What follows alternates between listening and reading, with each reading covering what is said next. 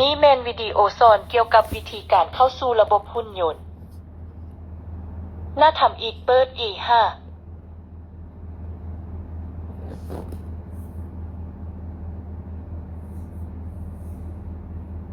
ท่านเลือก3เฮริเปอร์อยู่เจเบื้องซ้ายถึงเครื่องหมายจุด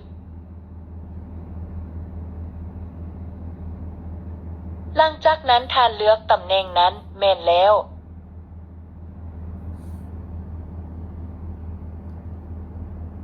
ท่านเลือกที่นี้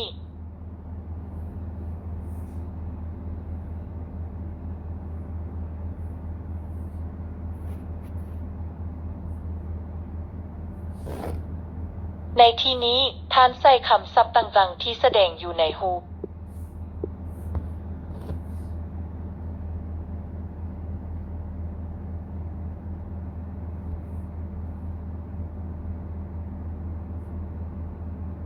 ท่านเลือกที่นี้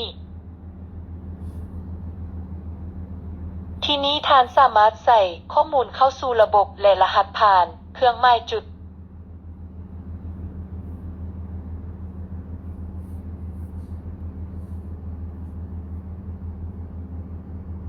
หลังจากนั้นท่านเลือกที่จะเข้าสู่ระบบที่นี้